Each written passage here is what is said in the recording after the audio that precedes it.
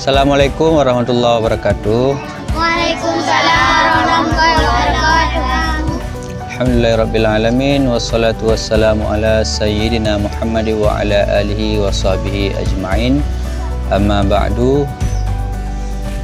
Puji dan syukur selalu kita serahkan kehadirat Allah Subhanahu wa taala, di mana Allah telah meringankan langkah kita untuk bisa menjejaki ke beberapa tempat yang dimana tempat-tempat ini merupakan wasilah daripada Rasulullah sallallahu alaihi wasallam, di mana Rasulullah adalah pembawa dinul Islam rahmatan lil alamin untuk alam semesta dan untuk kawasan Asia Tenggara. Kita di sini kedatangan sangat banyak tokoh-tokoh ulama besar dan tokoh-tokoh politik Islam yang besar yang bernaung di bawah Kesultanan Islam Samudra Pasai. Kemudian selawat dan salam selalu kita sanjung sajikan ke pangkuan alam Nabi besar Muhammad SAW, di mana beliau merupakan seorang pelopor kebangkitan Islam untuk seluruh dunia. 1400 tahun yang silam, beliau beserta sahabat-sahabat setianya seiring sebahu dan selangkah untuk selalu menegakkan kalimat la ilaha illallah Muhammadur Rasulullah.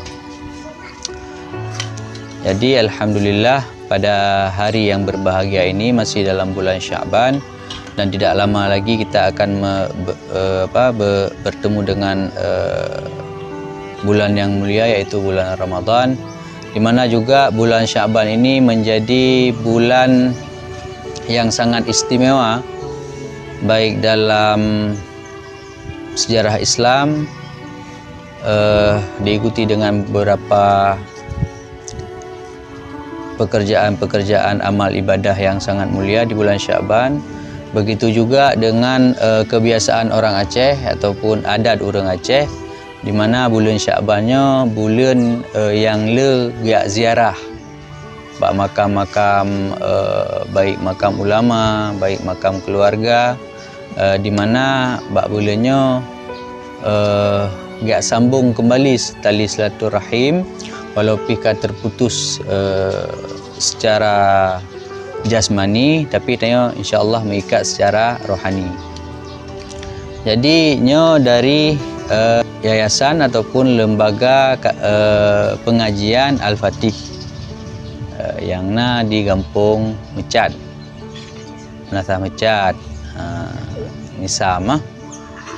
Dia alhamdulillah adik-adik memandum katuk kena kayak kalen, berarti kiban kebesaran Islam yang kagu pelaku le urang-urang zaman ataupun urang-urang syik tanya yang zaman dile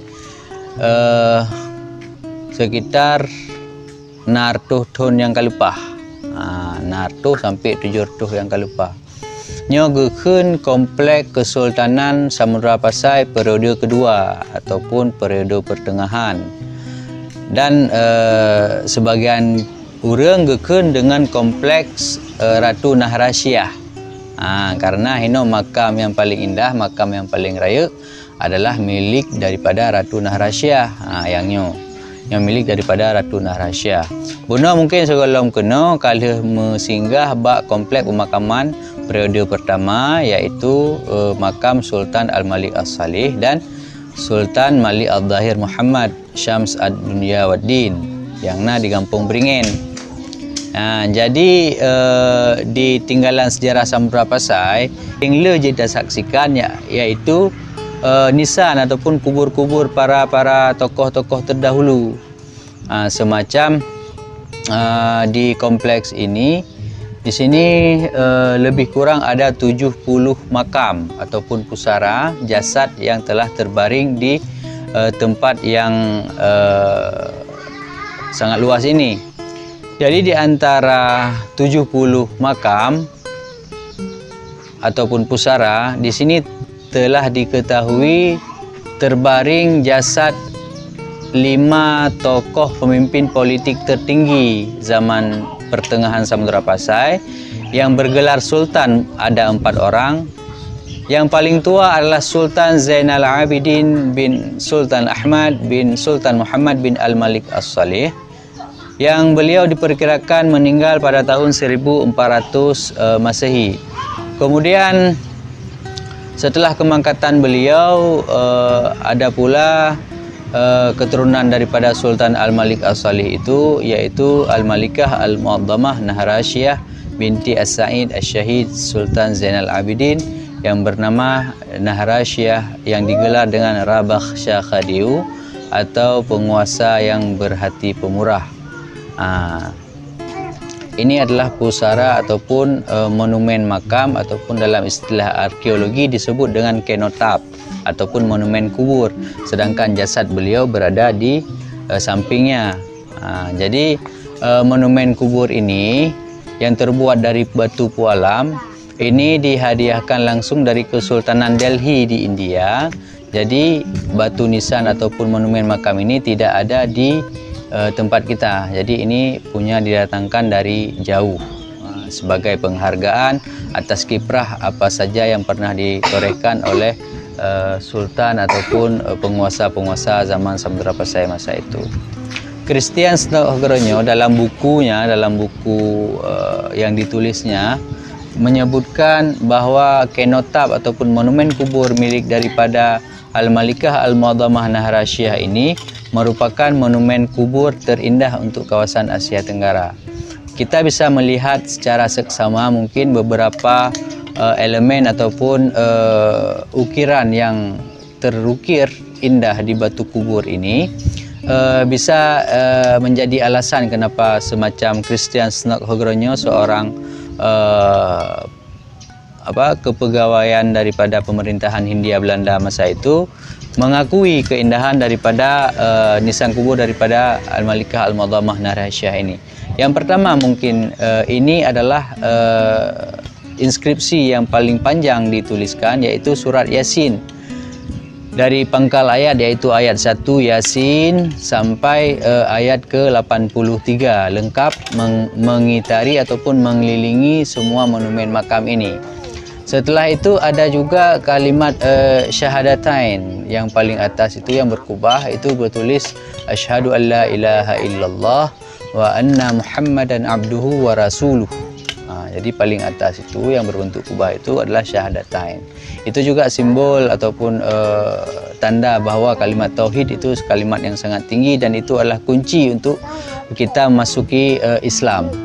Jadi di bawahnya juga terpahat basmalah ataupun bismillahirrahmanirrahim dalam khat khufi yang sangat indah, dipadukan dengan relief mishkah ataupun kandil yang berada di atas basmalah itu sendiri.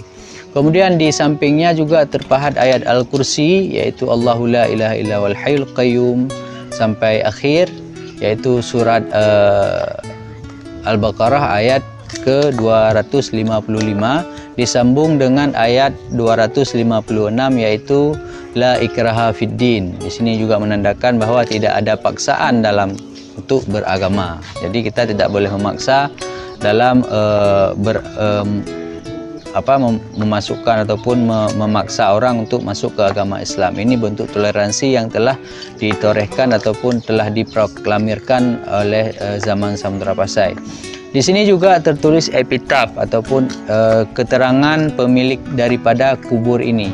Di sini ditulis hazal marqad almarhum almaghfur. Ini adalah kubur ataupun ini adalah tempat pembaringan yang seorang yang mengharapkan ampunan Allah dan mengharapkan rahmat Allah.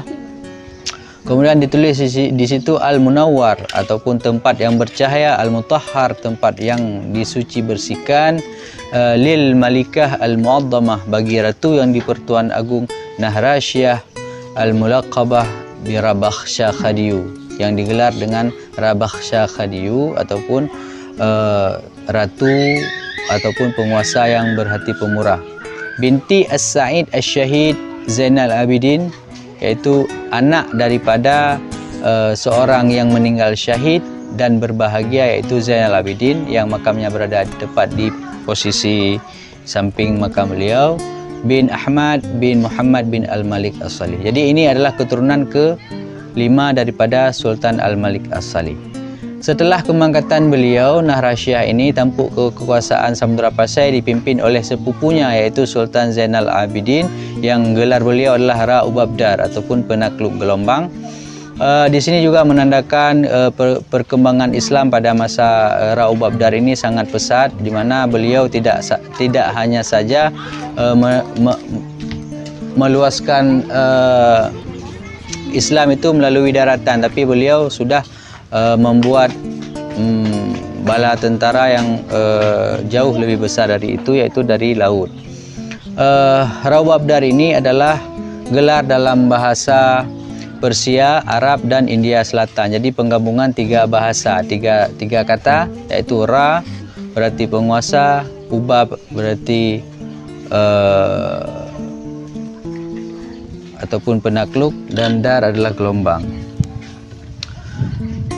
Kemudian setelah kemangkatan dari Sultan Zainal Abidin Ra-Ubabdar ini, tampuk kekuasaan Samudra Pasai diteruskan oleh anak beliau yang bernama yaitu Khuja Sultan Al-Adil Ahmad bin Sultan Zainal Abidin Ra-Ubabdar.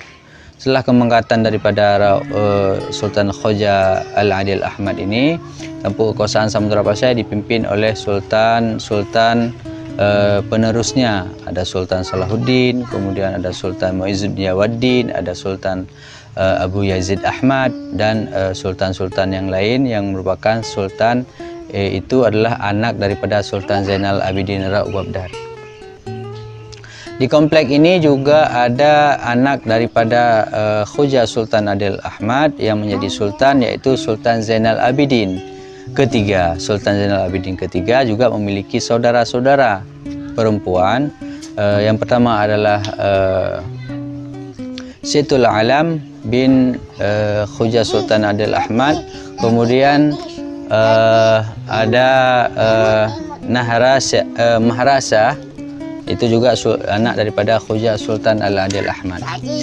Okey, agak menan berarti. Wabillahi taufiq wal hidayah. Assalamualaikum warahmatullahi wabarakatuh.